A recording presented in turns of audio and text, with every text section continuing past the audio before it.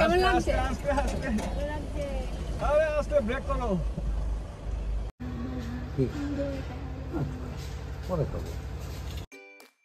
Hello everyone, welcome back to my channel. এই ভিডিওটা আমি এখান থেকেই শুরু করছি। এনজেপি স্টেশনে নেমে এবার আমরা যাচ্ছি আমাদের ডেস্টিনেশনের দিকে। এতক্ষণ আমাদের কিন্তু আমাদের হোটেলে পৌঁছে যাওয়ার কথা, কিন্তু যেহেতু ট্রেনটা 4 ঘন্টা মতো লেট হয়েছে, তাই আমরা এখন সবে আমাদের যাত্রাটা শুরু করলাম। এখন দুপুর প্রায় 12:30 থেকে 1টা, তাই আমরা আর হোটেল গিয়ে নয়, আমরা এই রাস্তাতেই কোথাও দাঁড়িয়ে খাবার খাবো, কারণ প্রচণ্ড খিদে পেয়েছে। ট্রেনে তো সেইভাবে খাওয়ার দাওয়ার পাওয়া যায় না। আগের দিন যা ভালো করে খেয়েছি, ব্রেকফাস্ট বলতে ট্রেনে ঝালমুড়ি আর চা, আর তো সেইভাবে কিছু খাওয়া হয়নি। তো এবার আমরা জমিয়ে একটা লাঞ্চ করব, তারপর আমরা যাব দার্জিলিংয়ের দিকে। আগেরবার যখন দার্জিলিং এসেছিলাম ঠিক এই জুন মাসেই দার্জিলিং এসেছিলাম, আর এবছরও ঠিক এই জুন মাসেই ঘটনাচক্রে আমরা দার্জিলিং যাচ্ছি। তবে আগেরবার আমরা একটা হোটেলে ছিলাম, ঠিক মল রোডের ওইখানেই আমরা একটা হোটেলে ছিলাম, একটা জমজমাট এরিয়াতে। তবে এবার কিন্তু কোনো হোটেল নয়, এবার থাকবো আমরা একটা এয়ারবিএনবিতে, যেটা কিন্তু খুব সুন্দর। আর তারই আমি একটা ঝলক শেয়ার করব এই ভিডিওর লাস্টে, আর তার পুরো ভিডিওটা আমি শেয়ার করব এর পরের ভিডিওতে। তার আগে বলি, এইখানে আমরা খাবার খেয়েছিলাম। আমাদের যে গাড়ি ড্রাইভার ছিল সে আমাদেরকে এখানে নিয়ে গেছিল। খাবারের টেস্ট এখানে খুব সুন্দর ছিল। আমি, জয় আর আমার বোন এখানে চিকেন মোমো খেয়েছিলাম, আর গাম্বু আর আমার মা খেয়েছিল রুটি, তড়কা আর ডিমের অমলেট। প্রত্যেকটা খাবারের টেস্ট খুবই ভালো ছিল। আর এখানে এলেই আমার দার্জিলিং ঢুকলেই বা তার আগেই আমার এখানে সব থেকে যেটা ভালো লাগে সেটা হচ্ছে মানুষের বিহেভিয়ার। প্রত্যেকটা মানুষের মুখে অপূর্ব সুন্দর একটা হাসি, যেটা এক মুহূর্তের মধ্যে তোমার মনটাকে ভালো করে দেবে। যাই হোক, ওখান থেকে খাবার খেয়ে তারপর এবার আমরা দার্জিলিংয়ের দিকে রওনা দিয়েছি। আর আমরা কোথাও দাঁড়াইনি, এবার ডাইরেক্ট পুরো দার্জিলিং। এই যে এখনও সমতলেই চললাম, এদিকে দুদিকে এখন চা বাগান। এই রাস্তাটাও কিন্তু খুব সুন্দর। আমরা আগের বারে যখন দার্জিলিং গেছিলাম তখন আমরা শিলিগুড়ি থেকে দার্জিলিং গেছিলাম কিন্তু বাই বাস, এখানকার যে লোকাল বাস আছে তাতে করে গেছিলাম। তার একটা আলাদা এক্সপিরিয়েন্স হয়েছিল, এটা একটা আলাদা এক্সপিরিয়েন্স। এদিকে রাস্তাটাও খুবই সুন্দর। দার্জিলিং যাওয়াটা আমার কাছে কিছুটা মামার বাড়ি যাওয়ার মতো, আর দার্জিলিং থেকে ফেরাটাও আমার কাছে কিছুটা মামার বাড়ি থেকে ফেরার মতো।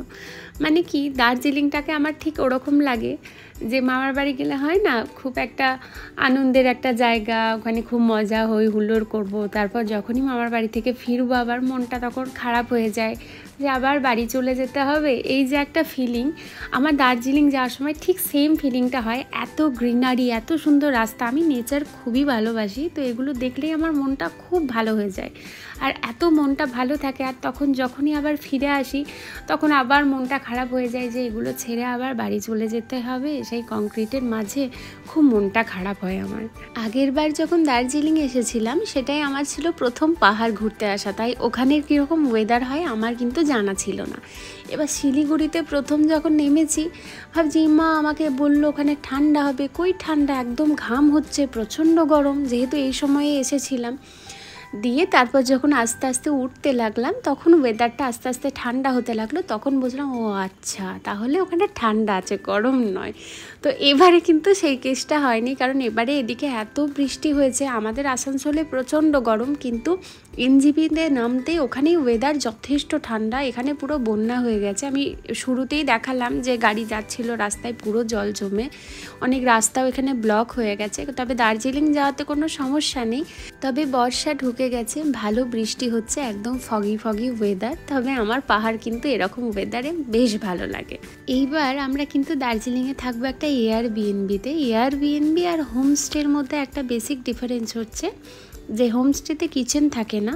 আমার হোমস্টেতে থাকার এক্সপিরিয়েন্স নেই, তবে আমি যতটা জানি যে ওখানে রান্না টান্না করে দেয় কেউ, তুমি খাবার অর্ডার করতে পারো। কিন্তু বিএনবিতে কিন্তু সেরকম অপশন না। বিএনবিতে তুমি একটা রেঁধে খেতে হবে, তুমি চাইলে রান্না করে খেতে পারো, না চাইলে নাও করতে পারো, কিচেনের ব্যবস্থা থাকে। তো এই এক্সপিরিয়েন্সটা ফার্স্ট হয়েছে আমার ব্যাঙ্গালোরে আমরা গিয়ে এয়ারবিএনবিতে 1 সপ্তাহ ছিলাম, যার এক্সপিরিয়েন্সটা খুব ভালো ছিল। তাই এবারে দার্জিলিংয়ে চা বাগানের মাঝখানে যখন একটা সুন্দর বিএনবি পেলাম, তাই সেটা আমরা আর হাতছাড়া করিনি। এবারে আমরা কোনো হোটেলে নয়, শহরতলি থেকে একটু নিচের দিকে চা বাগানের মাঝখানে সুন্দর একটা ভিউয়ের সাথে সুন্দর একটা বিএনবিতে এবার আমরা থাকবো। আমাদের ডেস্টিনেশনে আমরা মোটামুটি পৌঁছে গেছি। নেক্সট 4 দিনের জন্য আমরা যেখানে থাকবো সেখানেই আমরা পৌঁছে গেছি। মেন রোড থেকে কিন্তু অনেকটাই নিচে, আর রোডটা বেশ খারাপ, কিন্তু এইটা যে ওয়ার্থ সেটা জায়গায় গেলে বুঝতে পারছো। এখানে অনেকেই এসেছে ছবি টবি তোলার জন্য। এটা পুরো হ্যাপি ভ্যালি টি গার্ডেনের পার্ট। তো আমরা তার অনেকটা নিচে গিয়ে থাকবো, আর সামনেও চা বাগান, ওপর থেকে পুরোই চা বাগান নেমে আসছে, আর পুরোটাই হচ্ছে এটা হ্যাপি ভ্যালি টি গার্ডেনের একটা পার্ট। তো এখানে রাস্তাটা এতটাই খারাপ ছিল যে আমাদেরকে বললো নেমে যেতে।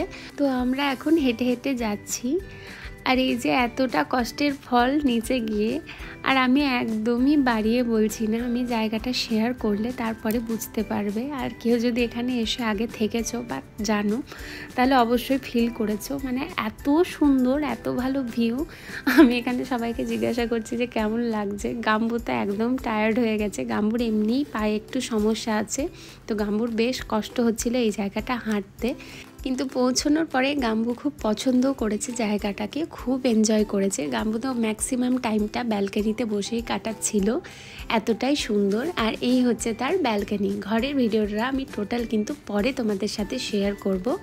এখন তো পুরো ফগি ওয়েদার হয়ে আছে, তাও বুঝতে পারছো টি গার্ডেন, কিন্তু এই ফগটা যখন কেটে যাবে এত সুন্দর একটা ভিউ, যেমন দিনে তেমন রাতে। আমার নেক্সট ব্লগগুলোতে এমনিই দেখতে পাবে তোমরা। আর এটা হচ্ছে বাইরের সিটিং এরিয়া, অনেকজন বসে বেশ চা খেয়ে গল্প করা যেতে পারে। আমাদের পৌঁছতে নিতে প্রায় বিকেল 4:30 থেকে 5টা। এখন আমরা তাই বসে বসে 1 কাপ করে গরম চা আর তার সাথে বিস্কিট আর জমিয়ে আড্ডা দিচ্ছি। এরপর আমি আর জয় একটু বেরিয়েছিলাম মেন মার্কেটের দিকে। মানে ট্রেনে যখন আসছিলাম মায়ের ফোনের যে চার্জিং পোর্টটা আছে সেটা কোনো কারণে খারাপ হয়ে গেছে, চার্জ নিচ্ছে না, তো ওইটা আমরা একটু সারাতে যাব।